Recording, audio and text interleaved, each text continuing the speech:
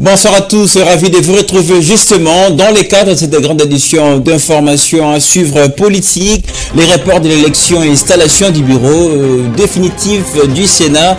On en parlera évidemment au début de ce journal. Revendication ce vendredi par des militants de l'Alliance pour le changement. Ces derniers réclament justement la libération de leur président national, je cite Jean-Marc Kaboun, il est incarcéré il y a de cela quelques mois aujourd'hui.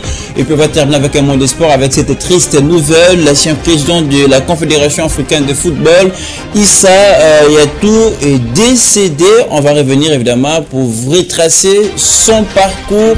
Vous êtes sur la FM Télévision. Nous avons beaucoup de choses à se dire. On n'attend plus rien. C'est votre journal.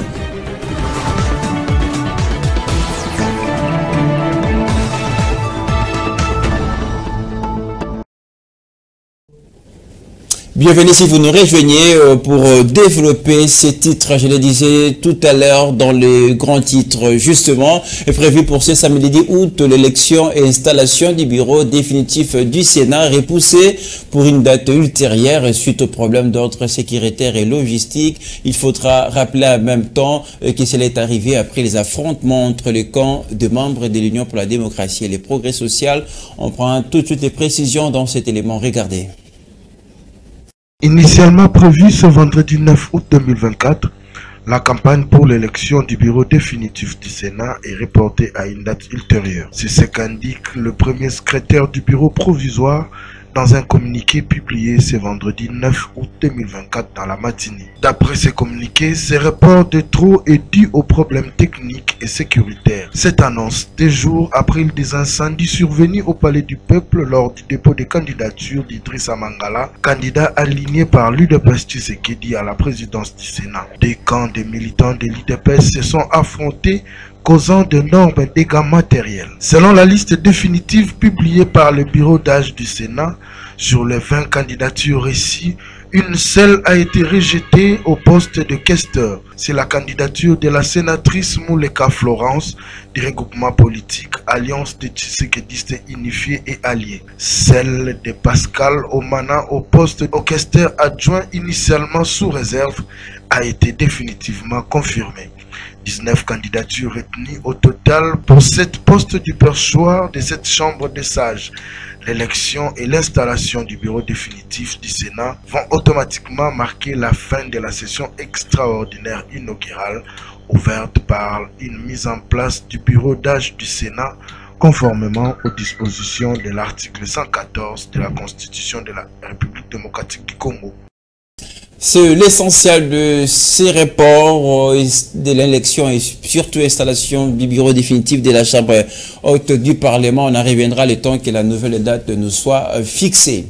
Passons à autre chose en ce journal. Le processus de Luanda, les rapports des experts et renseignements est attendu d'ici 15 août, notamment sur le plan de neutralisation des FDLR. Les experts de deux parties se sont réunis les 7 et 8 août à Luanda pour examiner justement la proposition du médiateur. Les précisions dans cet élément.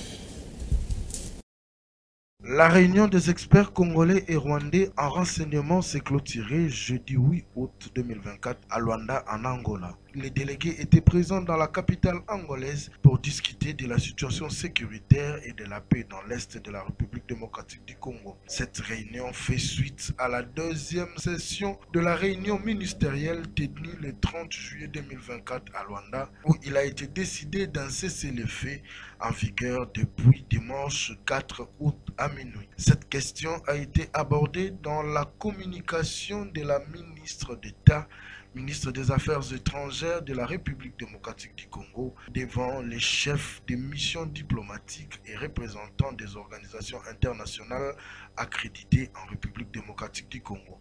Selon elle, le rapport sera présenté lors d'une nouvelle réunion ministérielle prévue le 15 août. Elle a ajouté que le gouvernement de la République démocratique du Congo reste engagé dans la recherche d'une solution durable visant à restaurer l'intégrité de son territoire, comme le souligne le Conseil de sécurité des Nations Unies dans sa récente résolution. Pendant ce temps, sur le terrain de combat, les FARDC continue d'éprouver d'énormes difficultés face aux rebelles du M23 soutenus par le régime de Paul Kagame selon les rapports des Nations Unies. Malgré les cessez-le-feu obtenus grâce à la médiation angolaise dans l'objectif de faire taire les armes, ce mouvement rebelle soutenu par Kigali continue sa conquête des localités et villages dans la province du Nord Kivu. Cette rencontre coïncide avec la résolution du Conseil de sécurité de l'ONU autorisant la mission de l'Organisation des Nations Unies pour la stabilisation en République démocratique du Congo, MONUSCO en sigle,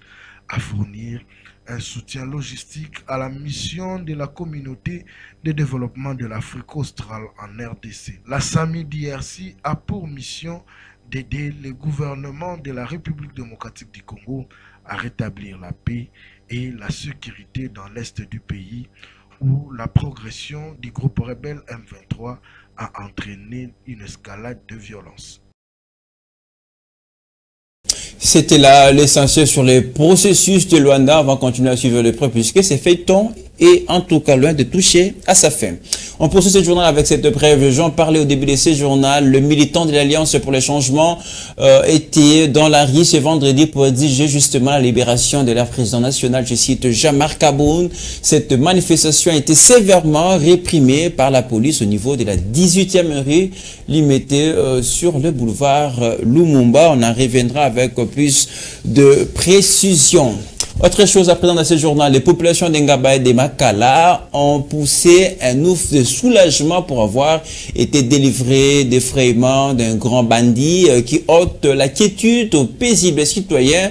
Moyo Kitenge Isaac, connu sous le nom de Sabaka du général, n'a pas réussi aujourd'hui à échapper au filet du major Jacques Samakonga, commandant SIAT de la commune d'Engaba. On voit tout cela en image avec Fifi Kalumbe et Nokma Fouka. Il est là qui Isaac Moyo Kitenge, surnommé général, un élément dangereux et à craindre qui effraie et fait faire des insomnies à la population d'Engaba et celle de Makala parce qu'il apparaît même dans le rêve. C'est comme à partir de 18h, 19h, nous avons mal à l'aise. Avenir Mobimba, ils sont envahis par des fumeurs de chanvre. Donc il n'y a même pas moyen de vivre. Donc toute cette avenue sera quittée. Donc pas moyen. Bada bateau ya otikate. Puisque so batiki bango ba ozongela sous biso. En état que je suis, nazala ba armeteur ndala bango puisque bango ba simba ba machette et tout consort. C'était pour cet utilisateur de la machette au quotidien son 99e jour, car les viseurs de la police d'Engaba braqués sur lui n'a pas raté les cibles, a dit le commandant SIAT de la commune d'Engaba, le major Jacques Samakonga, qui reconnaît tout de même l'encadrement et accompagnement du numéro 1 de cette municipalité, Aimé Francis Lolinga, pour cette lutte. Nous sommes actuellement une police résultat. Nous n'avons pas notre mission actuelle, c'est la répression. Quel que soit à Chanjaki Kombo, comme Bisope Tozali, Batua Misomine, Neto Zuye, pour sentir le mal qui a Chanjaki Kombo. Le major Samakonga a par ailleurs indiqué que la police est dans l'exécution de la mission spéciale ciblée, une opération initiée par le général Blaise Kilimbalimba, commandant de la ville-province de Kinshasa, d'où l'implication de la population aidera à réussir cette mission de neutraliser tous les fauteurs de troubles. Ordre à commissaire provincial, le général Mboula Kilimbalimba Blaise Matata. Bisonde tozo exécuté ba ordre ya zozwana au échelon supérieur. Et ya zu ya koiseli biso. Tozo lenga ko sentir bango lisuste tozo la tête jours et nuits. Kaka chasse na bango. Population ba dénoncer ndé. Comme tolobakango chaque jour, on n'est pas magicien pour savoir ce qui se passe en dehors de nous. Poto e bango malamu mingi c'est par leur entremise, par leur voix. Déjà pris dans les filets de la police, avec preuve à l'appui, Isaac Moyo Kitenge, dit général, observe les dires des uns et des autres, comme dans un film où l'acteur est décédé avant la fin du film. Merci de continuer à nous regarder sur notre chaîne YouTube et tapez Fondation Malouba Télévision. Sachez que le coordonnateur de l'Alliance du fleuve Congo a été condamné à mort ce jeudi par la cour militaire de Kinshasa-Gombe. Corneille Nangaa, parce que c'est de lui qu'il s'agit, il a été justement reconnu coupable des crimes de guerre, de trahison et de participation à un mouvement insurrectionnel. Et évidemment pour ses activités criminelles, Rita Dinazei nous en parle. Pour les prévenus, Bertrand Bichim, Nzira Makenga, Diamungu, Kazarama, Major Willingoma, Lumbala, Jean-Jacques Mamba, Lavrance Kanyuka, André Ilunga. Condamnation à la peine de mort, telle est la décision de la cour militaire de Kinshasa-Gombe siégeant en matière répressive au premier degré à la prison d'Endolo. Cette prononcée a eu lieu après des plaidoiries de la partie civile et des avocats de la défense. Cette juridiction a poursuivi Corneille Nangaa comme principal acteur du mouvement insurrectionnel de l'Alliance du fleuve Congo et ses co-accusés. Ces derniers sont accusés d'avoir commis des infractions sur les populations civiles dans les territoires de Rutshuru et Masisi dans la province du Nord Kivu. Celle de rendre efficace le front judiciaire interne contre l'agression rwandaise qui passe par certains Congolais qui acceptent de trahir la République au profit des étrangers. Et nous avons fait toutes les diligences nécessaires en instruisant, en donnant injonction à l'auditorat général des FARDC afin de pouvoir accélérer les poursuites internes contre tous les Congolais qui ont trahi la République, en l'occurrence M. Corneille Nangaa et ses complices. Corneille Nangaa est initiateur d'un groupe armé qui combat l'armée régulière aux côtés de l'armée rwandaise dans la province du Nord Kivu. Après l'annonce de cette décision, le tribunal a précisé que les prévenus ont 5 jours à dater de ce jeudi pour interjecter appel. La République reconnaissent à tous les condamnés de ce jour le droit d'exercer leur recours. Ils ont donc 5 jours pour pouvoir exercer leur recours, où qu'ils se trouvent. Au bout de compte, nous allons veiller à l'application stricte de toutes les peines qui ont été arrêtées par la haute cour, par la cour militaire de la Gombe. Ça veut dire, nous allons, pour ceux qui se retrouvent en cabale, en fuite en l'occurrence M. Corneille Nangaa et ses affidés, nous allons lancer des mandats d'arrêt international pour pouvoir les appréhender. Il s'est de noter que le procureur militaire avait invité la cour militaire de Kinshasa-Gombe de juger par défaut les prévenus absents à l'audience pour des raisons de fuite. Le président de la cour avait fait acter cette demande du parquet militaire afin de juger les absents par défaut. Ouvrons un chapitre consacré à la justice dans ce journal, s'agissant évidemment du verdict de la condamnation à mort du leader de l'Alliance du fleuve Congo, Corneille Nangaa. Le président de la CNDH, Paul Sapou Mukulu, confirme que le droit de la défense a été évidemment respecté dans ces procès. Constat fait à l'issue d'une mission d'observation judiciaire menée par la CNDH RDC. Suivez Paul Sapou Mukulu au micro de Fifi Kalumboy.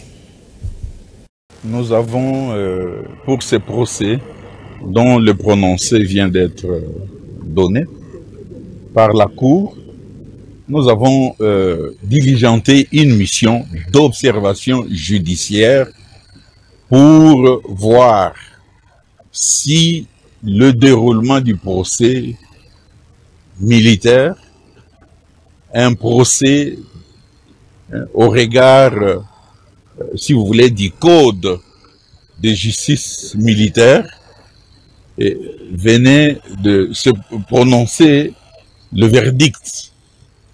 Eh bien, cette mission a suivi pas à pas le déroulement du procès depuis son ouverture et aujourd'hui le prononcé. On est passé par l'identification de prévenus et rappeler les préventions, et on est passé par les audiences, si vous voulez, de mémoires uniques. On est passé à la plaidoirie et aujourd'hui, c'est le verdict, je me répète encore. Alors, dans toutes ces péripéties, la CNDH constate que les garanties des libertés fondamentales des droits de l'homme, ainsi que pour le cas d'espèce, le droit de la défense, ont été respectés puisque les avocats se sont exprimés et aussi le prévenu est même de ce côté-là sur le plan de la forme. Eh bien, pour le fugitif, ceux qui ne sont pas là, je crois qu'on a actionné le code pénal militaire ainsi que on est allé dans une procédure où la célérité d'un procès militaire comme celui-ci exige que on tienne compte de ces droits de défense et aussi tenir compte de la procédure que nous avons suivie, une procédure spéciale en chambre foraine. Puisqu'on parle de la CNDH, on va y rester pour vous dire clôture ce mercredi de journée d'échange et de formation entre les experts de la Cour pénale internationale, les magistrats congolais et les experts de la Commission nationale des droits de l'homme organisée par la République démocratique du Congo en partenariat avec le bureau du procureur de la Cour pénale internationale. Fifi Kalumbe, Torres Atibo. Ces assises ayant pour objectif d'analyser les crimes internationaux, crimes sexuels et ceux basés sur les genres, ont connu la participation des divers intervenants. En cette première journée d'ouverture, les discours prononcés ont visé plusieurs cibles sur la question des crimes en République démocratique du Congo. Les chargés des missions du chef de l'État et point focal de la RDC avec la Cour pénale internationale pour la coopération en RDC et la CPI, le professeur Taylor Lubanga, a révélé plusieurs interpellations à la CPI qui ne résolvent pas le problème des crimes en République démocratique du Congo. D'où il a proposé la mise en place d'une commission pour que les criminels soient poursuivis et que le travail connaisse un aboutissement heureux. Le représentant du bureau du procureur de la CPI a quant à lui salué la participation et implication de la CNDH et promet un accompagnement à cette institution par rapport à ses assises. Le procureur général près la Cour de cassation, Firmin Vondé, s'est félicité de la tenue de ces 3 journées d'échange et de formation tenues en RDC pour statuer sur les crimes en République démocratique du Congo. La question sur les causes de la recrudescence des victimes des crimes a été soulevée par l'auditeur général des forces armées de la République démocratique du Congo. Le ministre de la Justice et garde des Sceaux, Constant Mutamba, s'est quant à lui interrogé sur la mise en œuvre d'un mandat d'arrêt international pour Paul Kagame, principal auteur reconnu des crimes en République démocratique du Congo, qui, selon le ministre de la Justice, n'est pas plus puissant. Et dans son mot d'ouverture, le président de la Commission nationale des droits de l'homme, Paul Sapumukulu, a salué la tenue de ces 3 journées qui tombent à pic car ces assises permettront aux enquêteurs des droits de l'homme de bien faire le monitoring dans tous les cas de violations des droits de l'homme. Et cela tout en félicitant les présidents de la République pour avoir organisé la collaboration entre la CPI et la CNDH. Cette formation que nous entamons aujourd'hui tombe, disais-je, à point nommé, du fait que le souhait est de voir les enquêtes se poursuivre en vue de dégager les responsabilités et que tous les auteurs répondent de leurs actes. Je ne saurais terminer ce mot sans remercier le président de la République démocratique du Congo, son Excellence Félix Antoine Tshisekedi Tshilombo, pour avoir une fois de plus privilégié la coopération avec la Cour pénale internationale à travers le bureau du procureur, afin de travailler étroitement avec la CNDH et les autres acteurs congolais en organisant cette formation. Il trouve ici l'expression de notre sincère gratitude. Nos remerciements ne cesse de se diriger vers le bureau du procureur de la Cour pénale internationale. Juste après, les travaux se sont poursuivis en atelier sur les éléments contextuels des crimes internationaux, des crimes sexuels et ceux basés sur les genres. Et retenez que ces assises seront clôturées le vendredi 9 août prochain. On va poursuivre avec mots de religion. Justement, avec ces communiqués, le chef suprême, président général et chef de la Crété-Abem invite le chef spirituel et les représentants légaux à une importante réunion ce lundi 12 août 2024. Son éminence Mangele voilà, rappelle tout de même que c'est la toute dernière réunion de mise en point sur voilà, le moratoire du ministre de la Justice sur le bon fonctionnement des églises et associations.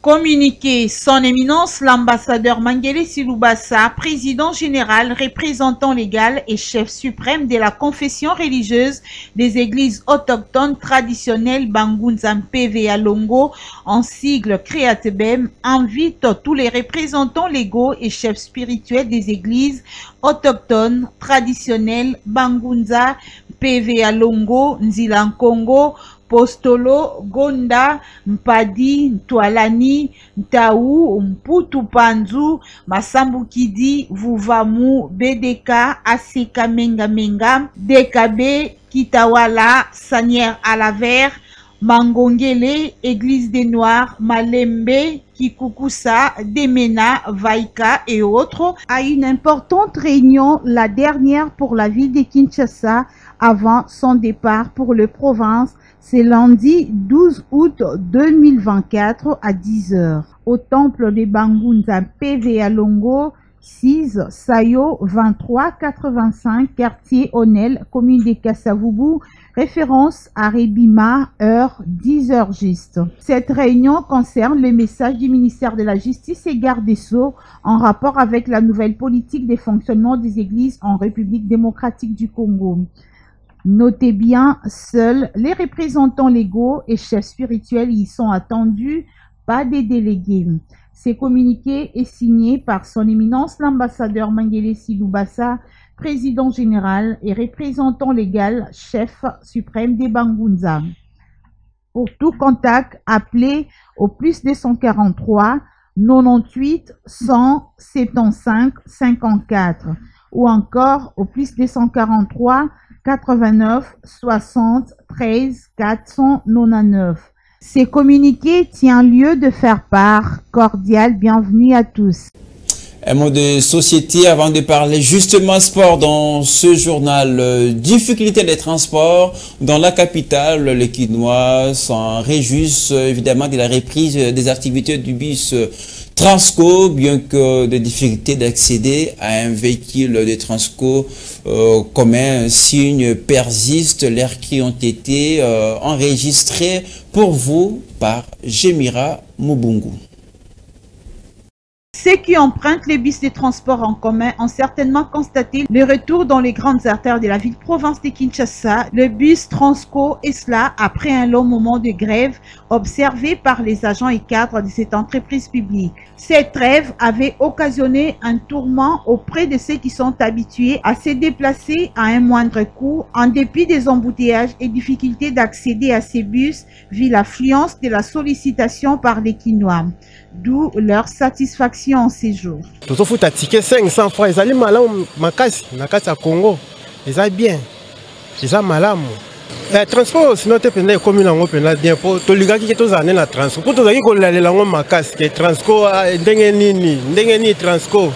Un autre point qui fâche auprès des Kinois, c'est l'irrégularité et la rareté de ces bus sur les artères de la capitale, surtout à des heures de pointe. Certains conducteurs de ces bus de transport en commun public vont plus loin jusqu'à faire les demi-terrains et autres actes pas autorisés à ces bus de transport en commun public. Transport, il y aura des choses à base. Oui, ça la biso qui est tous en amont difficulté à makambo ebele. Mais si on a comme la grâce à Transco, so Transco ça un transport très difficile. Donc madame moto moko 10 000 fois voilà que ngasane ti awa. Biso toza bandeko ba congolais tomoni Transco oyo son excellence Antoine Tshisekedi Tshilombo Félix atindeli biso ils ont aidé biso mingi. Ils ont aidé biso na moyen de déplacement, na moins coût. Et c'est là qui biso bien makasi, et c'est là qui biso bien makasi tant que Transco va chauffeur va gréver, donc comme il y a un problème mingi ya ko bima. Au moins pour bima comme na victoire, il faut 8000 francs. Mais les Transco zongi vraiment to CP mingi. Les Transco zongi vraiment to CP mingi na ba déjà Transco. Mais autre senga Transco ba no pe ko circuler pe na pourquoi tina inikini po tozo mona ba pasi na pourquoi pona ko zonga bandako. Et là on a senga ka ngwana. Au-delà de la grève observée pendant un moment, il faut souligner que le bus de Transco n'était plus visible sur les grandes artères suite à l'état vétuste de certains, la détérioration des autres, bref, une négligence sur la gestion de ces bus de transport en commun qui soulagent tant soit peu les déplacements des Quinois. Du sport finalement pour boucler ce journal avec la page noire, je l'ai dit au début de ce journal, la triste nouvelle qui frappe évidemment le football. L'ancien dirigeant emblématique de la Confédération africaine de football, Issa Aetou, s'est éteint ce jeudi 8 août à Paris à l'âge de 77 ans. Retour en image sur le parcours de l'homme considéré comme figure emblématique du football africain. C'est la télévision camerounaise qui a confirmé cette nouvelle du décès d'Issa Aetou, je citais, qui survient un jour avant son anniversaire de naissance alors qu'il aurait fêté ses 78 ans ce vendredi. Selon les médias locaux, l'ancien président en exercice de l'instance dirigeante du football mondial, la FIFA, était depuis longtemps malade. 5e président de la CAF, Aetou a été à la tête du football africain de 1988 à 2017, date à laquelle il a étonnamment perdu l'élection à la présidence au profit du malgache Ahmed Ahmed. Après la suspension du président de la FIFA, Sepp Blatter, pour corruption, Aetou a été président par intérim de l'instance dirigeante pendant un an, donc de 2015 à 2016, avant d'être remplacé par l'actuel chef Gianni Infantino. Il s'était présenté à la présidence de la FIFA en 2002 face à Blatter qui avait remporté les scrutins grâce au soutien des fédérations africaines de football. La dernière partie du mandat de Aetou à la tête de la CAF a été entachée par des allégations de corruption qui ont conduit à des mesures disciplinaires à son encontre en 2011. Il a toujours nié tout acte répréhensible. Il a été membre du comité international olympique pendant 15 ans, de 2001 à 2016, puis à titre honorifique. Paix à son âme. On est passé évidemment en politique avec les reports de l'élection et installation des bureaux définitifs. Avant de vous parler de cette revendication des militants de l'Alliance pour le changement, parti cher à Jean-Marc Abou nous rappelle les derniers réclament sa libération. Et les mots des sports, c'était en quelques instants. Voilà l'essentiel de ce journal. Merci à tous de l'avoir suivi. Journal préparé par Enoch Mafouka, réalisé par Don Benjamin et Santos Junior. La prochaine édition vous revient dans une demi-heure. Continuez à nous regarder sur notre chaîne YouTube. À très bientôt.